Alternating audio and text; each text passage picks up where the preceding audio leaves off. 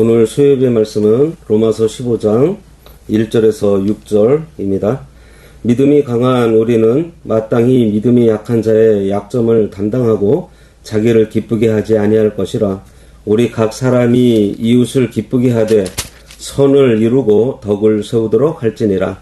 그리스도께서도 자기를 기쁘게 하지 아니하셨나니 기록된 바 주를 비방하는 자들의 비방이 내게 미쳤나이다 함과 같으니라. 무엇이든지 전에 기록된 바는 우리의 교훈을 위하여 기록된 것이니 우리로 하여금 인내로 또는 성경의 위로로 소망을 가지게 함이니라. 이제 인내와 위로의 하나님이 너희로 그리스도 예수를 본받아 서로 뜻이 같게 하여 주사 한 마음과 한 입으로 하나님 곧 우리 주 예수 그리스도의 아버지께 영광을 돌리게 하려 하노라. 아멘. 오늘 말씀의 제목은 자기를 기쁘게 하지 말고 서로 덕을 세우라 입니다. 오늘부터 보게 될 로마서 15장은 앞에 있는 14장과 떼려야 뗄 수 없는 말씀이에요.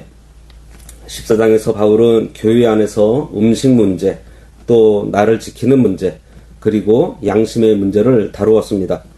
복음을 깨닫고 참된 자유를 얻고 나서 무엇이든지 거리낌 없이 먹을 수 있는 성도들이 있었던 반면 아직 자유를 누리지 못하고 구약의 율법에 얽매여서 조심스러워하는 연약한 성도들도 있었습니다. 이때 인간의 타락한 본성이 어떻게 나타났어요? 조금도 안다는 사람은 모르는 사람을 업신여기고 멸시했습니다. 반대로 양심이 율법에 매인 사람들은 자기 기준과 다르다고 해서 남들을 정죄하고 판단했습니다. 바울은 그런 자들을 향해서 교회를 깨트리는 비판과 멸시를 당장에 멈추라고 엄중하게 경고했습니다. 그리고 오늘 15장으로 넘어오면서 이 바울의 경고를 우리의 심령 깊은 곳으로 더 깊이 밀어놓고 있어요. 바로 1절과 2절 말씀에 있는 자기를 기쁘게 하지 말고 서로 덕을 세우라입니다. 이 말씀은 교회가 결코 내 고집과 확신을 관철하는 것이 아님을 선포합니다. 오히려 그리스도의 마음으로 서로의 연약함을 품어주고 안아주는 것이 교회예요. 오늘 말씀을 통해서 철저하게 우리는 자기를 부인하고 이웃을 세우고 하나님께 영광을 돌리는 참된 복음의 비밀을 깨닫게 되기를 간절히 바랍니다.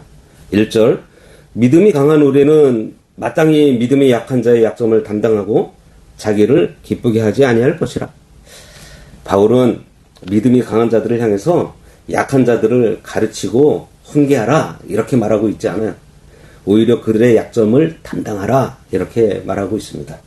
여기서 담당한다는 것은 짐을 함께 짊어진다는 거예요.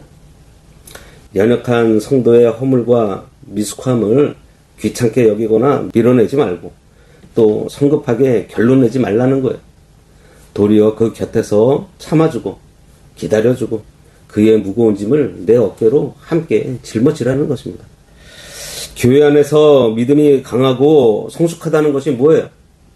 아는 것도 많고 기도를 유창하게 하는 것입니까? 아니에요. 진정으로 믿음이 강한 사람은 자기 자유를 내세우는 사람이 아니고 남의 연약함을 넉넉하게 품어줄 수 있는 사람입니다. 자기 혼자 편안하게 자유를 누리는 것이 아니라 내 곁에 있는 연약한 형제가 실족할까봐 자기 자유를 스스로 절제도 하고 조절할 줄 아는 사람. 그 사람이 진짜 영적인 어른이에요. 바울은 이 일을 두고서 마땅히 하라고 말하고 있습니다. 이것은 해도 되고 안 해도 된다는 뜻이 아니에요. 먼저 은혜를 깨달은 영적인 연장자가 아직 그 자리까지 가지 못해서 흔들리는 지체를 향해 이해하고 용납하는 것은요, 이 교회의 마땅한 책임이면서 빚이에요. 많이 배운 자가 덜 배운 자를 품고 먼저 자란 자가 늦게 자라고 있는 자를 기다릴 줄 알아야 합니다. 마땅히 해야 한다는 책임의식이 교회 안에 살아있을 때 그 교회가 비로소 교회다고 하시는 거예요. 이어서 자기를 기쁘게 하지 아니할 것이라 이렇게 말하고 있습니다. 우리의 신앙생활은 결국은 누구를 기쁘게 하는가에 달려 있습니다. 내 기분, 내 기준, 내 만족을 가장 앞자리에 두게 되면 그 교회는 반드시 다툼이 일어나게 되어 있습니다. 교회 안의 상처와 분열은 진리 논쟁 때문에 일어나지 않아요. 아주 사소하고 추잡한 자기 중심 때문에 일어납니다. 내 마음에 들지 않는다거나 내 방식과 다르다고 하면서 얼굴을 붉히고 마음을 닫아버릴 때 주님의 몸된 이 공동체는 순식간에 메말라져 버려요. 복음은 우리를 내 중심의 보좌에서 끌어내려서 그리스도의 중심의 보좌로 옮겨놓는 능력입니다. 은혜를 진짜 통과한 사람은요, 자기를 크게 붙들지 않아요. 내가 한 것이 아니요 오직 하나님의 은혜로 된 것임을 알기 때문에 언제나 자기를 감추고 낮추고 주님만 드러내기를 힘쓰는 것입니다. 2절, 우리 각 사람이 이웃을 기쁘게 하되 선을 이루고 덕을 세우도록 할지니라. 여기서 이웃을 기쁘게 한다는 것은 사람들의 눈치를 보고 그들의 비위를 맞추라는 뜻이 아니에요. 우리가 진리를 타협하면서까지 사람들을 좋게 하는 것이 아닙니다. 진리의 문제에 있어서는 결코 타협이 있을 수 없어요. 그러나 본질적인 진리 문제가 아니라면 우리의 모든 태도와 삶의 방향은 이웃에게 유익을 주고 교회에 덕을 세우는 쪽으로 해야 하는 것입니다. 여기서 덕을 세운다는 것은 집을 건축한다는 뜻이에요. 그러니까 상대를 말로 헐뜯어서 무너뜨리는 것이 아니라 그리스도 안에서 든든한 성전으로 지어지도록 서로 세워준다는 뜻입니다. 내가 오늘 던지는 이 말 한마디, 내가 행하는 태도 하나가 저 형제를 살리고 있는가, 아니면 그를 흔들고 있는가, 우리는 날마다 이것을 돌아보아야 합니다. 교회는 자기를 나타내는 공간이기 전에 서로를 세워주는 거룩한 공사장이에요. 그러면 우리가 왜 자기를 부인하고 이웃을 세워야 할까요? 그 절대적인 근거가 여기 3절에 나옵니다. 3절, 그리스도께서도 자기를 기쁘게 하지 아니하셨나니 기록된 바 주를 비방하는 자들의 비방이 내게 미쳤나이다 함과 같으니라. 교회가 왜 자기 중심으로 살면 안 되죠? 예수 그리스도 때문이에요. 영광스러운 하나님의 아들이신 예수님조차도 이 땅에 자기를 기쁘게 하려고 오시지 않았습니다. 오직 아버지의 뜻을 이루기 위해서, 그리고 죄인인 우리를 살려내기 위해서 이 땅에 오셨어요. 주님은 십자가 길을 걸으면서 온갖 조롱과 비방과 멸시를 다 받아내셨습니다. 하나님을 비방하는 자들의 그 저주와 모욕을 주님이 다 뒤집어 쓰신 거예요. 그 길이 편하고 영광스러워서 가신 것이 아니에요. 오직 그것이 하나님의 뜻이었기 때문에, 그리고 그 끝에 우리 구원이 있었기 때문에 묵묵히 그 모욕과 비방을 다 견디신 것입니다. 그렇다면 그리스도의 피로 구원받은 오늘 우리 교회는 어떠해야 하겠습니까? 형제를 살리는 길, 교회를 세우는 길에는 때로는 억울한 오해가 있을 수 있고 물질적인 손해도 있습니다. 자존심의 상처도 반드시 따르게 되어 있어요. 그러나 주님이 먼저 그 길을 가셨기 때문에 참된 성도는 편한 길 대신 그리스도를 닮아가는 좁은 길을 기쁘게 선택하며 가는 것입니다. 4절, 무엇이든지 전에 기록된 바는 우리의 교훈을 위하여 기록된 것이니 우리로 하여금 인내로 또는 성경의 위로로 소망을 가지게 함이니라.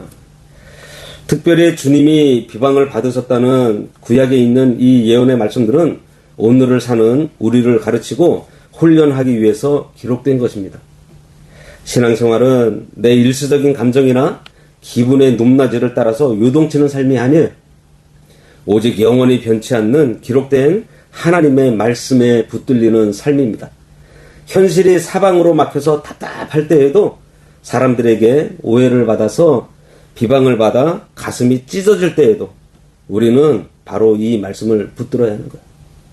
그럴 때 말씀은 우리에게 세상이 줄 수 없는 위로를 주고 끝까지 견딜 수 있는 인내를 공급해주고 마침내 승리하게 하실 하늘의 소망을 보게 해줍니다. 하나님께서 우리에게 이 기록된 말씀을 주신 이유가 바로 여기에 있어요. 우리 공동체가 흔들리는 세상 풍파 속에서도 낙심하지 않고 오직 말씀이 주는 위로와 소망 안에서 함께 견디면서 나아가게 하시기 위한 거예요. 5절과 6절. 이제 인내와 위로의 하나님이 너희로 그리스도 예수를 본받아 서로 뜻이 같게 하여 주사 한 마음과 한 입으로 하나님 곧 우리 주 예수 그리스도의 아버지께 영광을 돌리게 하려 하노라. 참된 인내와 위로의 원천은 오직 하나님 한 분뿐입니다. 우리가 서로 뜻을 같이 하고 하나가 되는 것은 사람들끼리 억지로 맞추거나 성격이 막 서로 똑같아져 가지고 되는 것이 아니에요. 각자가 철저하게 십자가 앞에서 자기를 깨트리고 오직 예수 그리스도를 바라볼 때 성령께서 선물로 주시는 은혜의 열매가 바로 하나됨이에요. 십자가의 주권적인 은혜가 우리 마음을 다스릴 때 우리의 거친 입술은 깨어지고 오직 하나님이 기뻐하시는 겸손과 온유의 열매가 맺히기 시작합니다. 나 같은 죄인을 살려주신 그 크신 긍휼을 기억하면 내 곁에 있는 형제의 허물이 덮어지고 용서가 됩니다. 그렇게 교회가 자기를 기쁘게 하지 않고 한 마음이 들 때 비로소 우리의 입에서 갈라지지 않는 한 목소리의 찬송이 터져나오게 되는 것이에요. 이 찬송과 삶의 예배를 통해서 하나님 아버지는 홀로 최고의 영광을 받으십니다. 교회는 완전하고 깨끗한 의인들이 모여 있는 곳이 아닙니다. 자격 없는 사람들, 그들이 오직 예수님의 피로 받아들여진 은혜의 자리예요. 주님이 우리의 과거와 추함을 다 아시면서도 넉넉히 우리들을 받아주셨잖아요. 그런 것처럼 우리도 서로를 판단하지 말고 서로를 귀하게 받아야 하겠습니다. 내 권리와 내 만족보다 하나님의 영광과 교회의 덕을 먼저 구하고 날마다 우리 교회 안에 성령의 능력으로 소망이 넘치고 마침내 하나님께 온전한 영광을 돌리는 우리 모두가 되어야 하겠습니다. 기도하겠습니다.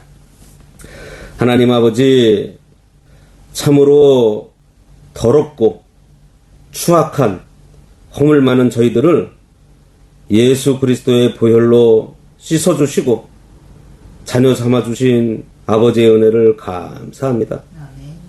참으로 저희들 원하옵기는 이제는 주인의 자리에 서지 않고 자기를 기쁘게 하던 자리를 다 떠나서 내 기준, 내 고집 다 내려놓고 믿음이 연약한 형제의 짐을 마땅히 이 어깨로 함께 짊어지는 참된 사랑과 인내를 허락하여 주시옵소서. 저희들 성령의 능력 안에서 한 마음과 한 입으로 오직 하나님 아버지께만 찬송과 영광을 돌리는 거룩한 공동체로 세워지기를 간절히 바라오며 예수님의 이름으로 기도드리옵나이다. 아멘.